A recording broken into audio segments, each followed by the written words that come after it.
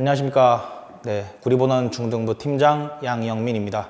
학생 여러분들 그리고 학부모님들 다들 365중 시험 보시느라 되게 고생하셨고 한번 365중 기출문제 분석해 보도록 하겠습니다. 네, 문항 분석부터 가볍게 한번 보도록 할게요. 일단 선택형 18문항 그리고 논술형 4문항으로 나오게 됐고, 그리고 삼각비랑 원과 직선이 시험 범위였죠. 삼각비는 12문항 그리고 원과 직선은 10문항으로 나왔습니다.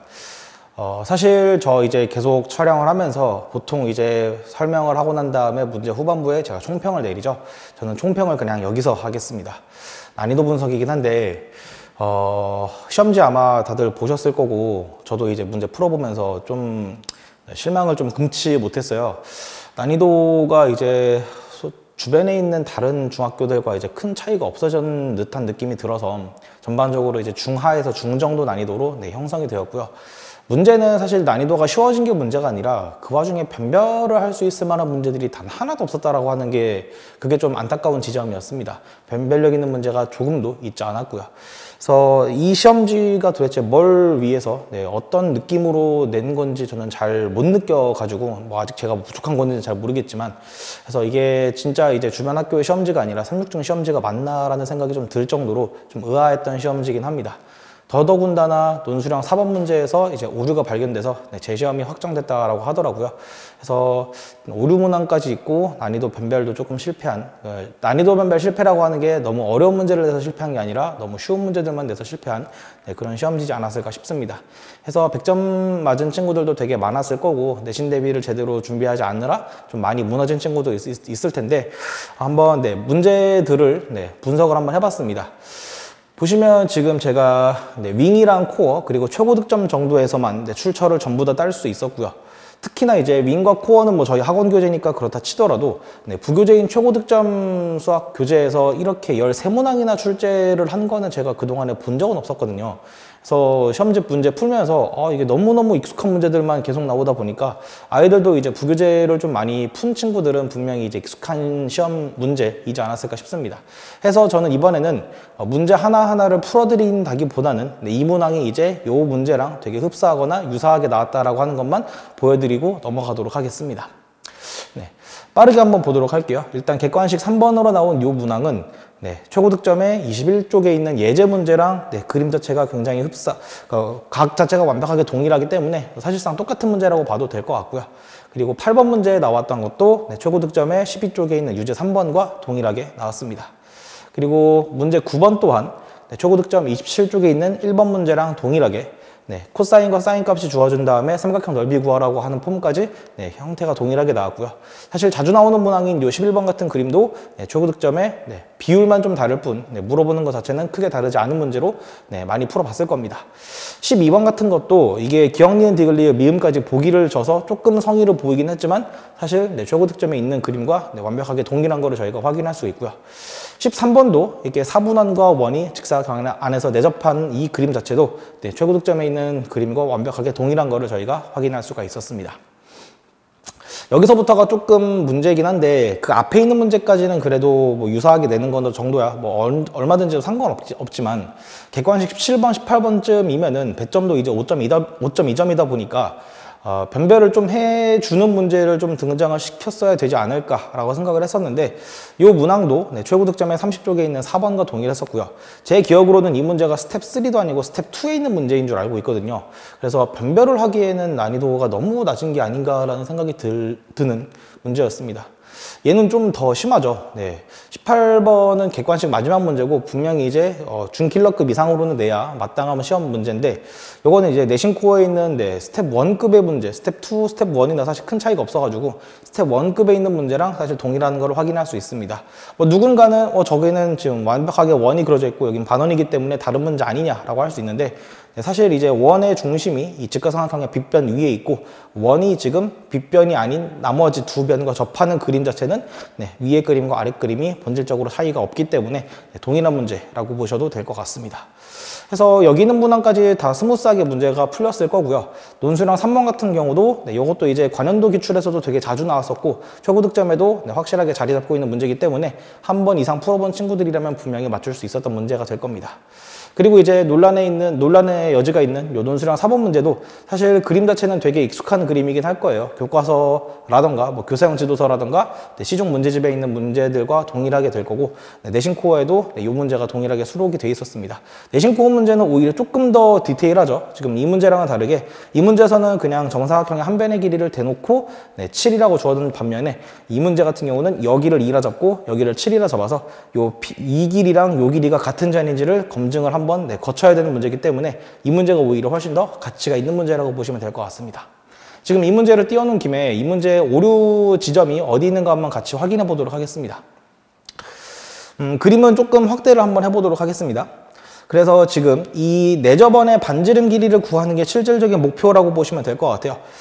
일단 저 반지름의 길이를 A라고 한번 잡아봤을 때 지금 BP 길이가 1, PQ 길이가 6이 된다면 전체 정사각형 길이가 7이 되는 것쯤은 다들 아실 거고, 지금 원의 중심 O에서부터 저 PQ라고 하는 현을 향해 내린 수선의 발을 대문자 M이라고 잡았습니다. 네, 당연히 저 OM이라는 선부는 PQ를 이제 수직 이등분하게 된다라고 하는 정보도 확인하실 수가 있을 거고, OP 길이가 반지름인 A가 될 거고요. 지금 여기 O에서부터 저기까지 길이를 A-1이라고 잡은 게 사실상 PM 길이와 동일하게 될 수밖에 없겠죠. PM 길이는 A-1, 그리고 이제 O에서 M까지 길이는 전체 정사각형 길이 7에서 반지름을 뺀 7-A가 될 겁니다. 해서 이 상황으로 피타고라스 정리를 써보면은 A-1의 제곱과 7-A의 제곱이 A제곱과 같다. 2차 방정식을 풀어주시면은 A 값이 8-루트 14인 거 확인할 수가 있습니다. A 값은 일단 1과 7 사이에 있어야 되는 값이기 때문에 A 값을 구하는 것 정도는 무난하게 진행이 될 텐데, 일단 이 값을 계산해 본 결과 대략적으로 4.26이라고 하는 값이 나오게 될 겁니다. PQ 길이는 그러면 PM 길이의 2배가 될 거고, PM 길이는 지금 A-1이라고 했기 때문에 A-1이라고 하는 값의 2배로서 계산을 할 수가 있겠죠. 아마 원하는 정답은 14-2루트 14라고 얘기를 할 수 있을 텐데, 이 계산을 해보니까 실제로 이게 7.07이라는 값이 나옵니다. 웃기는 상황이죠. 분명히 B에서 C까지 전체 정사각형 길이가 7이라고 했는데 P에서 Q까지 길이가 그 길이보다 훨씬 아니지만 조금 더 커지는 상황이 되기 때문에 이 문제는 이제 구조적으로 모순이 생기는 상황을 발견할 수가 있고요. 해서 사실 이 원의 넓이를 구하는 것도 의미가 없어진 상황이라고 보시면 될 것 같습니다. 그래서 이 문제 같은 경우는 이제 재시험을 본다라고 했는데, 사실 시중에 되게 문제가 많기 때문에 요 각각의 BP라든가 PQ라고 하는 길이를 아무렇게나 지정하고 문제를 내면은 당연히 오류가 발생할 수밖에 없기 때문에 조금 더 신중하게 냈었으면 어땠을까라는 좀 아쉬움이 있는 문제긴 합니다. 해서 저는 문제에 대한 얘기는 이 정도로 그냥 마무리를 지을 거고요. 지금 저희가 이제 10월달 추석 연휴 이후부터 있을 행사에 대해서 조금 간략하게 안내를 드리도록 하겠습니다. 예비고1 학생과 학부모님들을 위한 설명회, 고교 선택과 대입 전략 설명회가 있습니다. 10월 18일 토요일 날 오전 11시에 구리본원 5층 501호에서 진행을 하게 될 거고요. 그 수능 5등급 내신과 이제 통합형 수능에 대한 대입 전략을 제시를 하면서 구리랑 남양주 지역에 있는 고등학교에 대한 대입 현황과 함께 수학과 과학이 이제 중점적이다 보니까 이러한 과목들에 대한 내신과 수능에 대한 학습 플랜을 제시하면서 예비고1 친구들의 겨울방학에 어떻게 진행을 하는지 미라클 학습 플랜에 대해서 제시하는 설명회가 되겠습니다. 올해 설명회가 꽤 여러 번 진행이 되긴 했지만 참석을 못하신 분들은 꼭 한번 와서 정보랑 자료들 한번 받아가셨으면 좋겠고요. 그리고 왔다 하시는 분들도 여기서는 좀 얘기를 할 게 다른 것들이 좀 있습니다. 분명히 다른 게 있기 때문에 여기 있는 이번에 설명회는 한 번 더 참석을 시간을 내주셔가지고 참석해 주시면 감사드리겠습니다. 요 고교정보 자료집이 사실 나눠주는 사은품들 중에서도 가장 저는 중요하고 좋다라고 생각을 하거든요. 자료집이랑 스카이 합격생들 수기집이랑 브로셔랑 스터디 플래너, 그리고 저희의 구주입의 굿즈까지 선물을 드리기 때문에 중3 학생들과 학부모님들의 많은 참여 간절히 부탁드리도록 하겠습니다. 그러면서 바로 이제 그 다음 날인 10월 19일 날 일요일 날에 너무나 중요한 시험이 있죠. 어쩌면 이제 학교 시험보다 훨씬 더 중요한 예비고1 GME 학력평가가 있습니다. 공통수학 1과 공통수학 2가 같이 시험이 치러지게 됩니다. 그래서 이제 1시부터 2시 40분까지는 공통수학 1 전범위 시험이 될 거고 3시부터 4시 40분까지는 공통수학 2 전범위 시험이 있습니다. 요거 시험을 2개를 다 봐야 할 필요까지는 없는데 예비고1 친구들이라면 공통수학 1은 필수로 보셔야 될 거고 공통수학 2까지 선택적으로 시험을 보실 수가 있습니다. 해서 이 시험은 분명히 학교 시험보다 저는 중요하다라고 분명히 생각을 하고 있거든요. 그도 그렇게 등급 예측이라고 써놨죠. 이 시험 결과, 이 G스코어를 가지고 이제 이 시험 그 점수 그대로 이제 고등학교에 올라갔을 때 1학년 1학기 중간고사나 기말고사 합쳐서 몇 등급을 받을 수 있을까를 예측을 하는 그런 자료까지 제공을 합니다. 이거는 이제 작년에 썼던 그 등급표인데요. 예를 들어서 이 친구는 제가 지금 다 지우긴 했는데 G스코어 점수가 678.2가 나왔습니다. 굉장히 잘 본 수준이 되겠죠. 이렇게 잘 본 친구들은 어느 학교를 가면은 몇 등급을 받겠다라고 하는 이런 디테일한 정보들까지 저희가 확인을 할 수가 있습니다. 물론 어디까지나 예측이기 때문에 이걸 정확하게 무조건 이렇게 맞겠다라고 할 수는 없겠지만서도 분명히 이제 요 정보가 나중에 이제 고등학교 올라갔을 때 꽤 들어맞는 경우를 저희는 많이 봤기 때문에 이 G스코어 점수는 시간이 가면 갈수록 분명히 믿을 만한 정보, 믿을 만한 데이터라고 보시면 될 것 같습니다. 구리내망주 지역뿐만 아니라 다른 지역에 있는 학교들의 등급 예측까지도 가능하기 때문에 굉장히 중요한 자료라고 보실 수 있겠죠.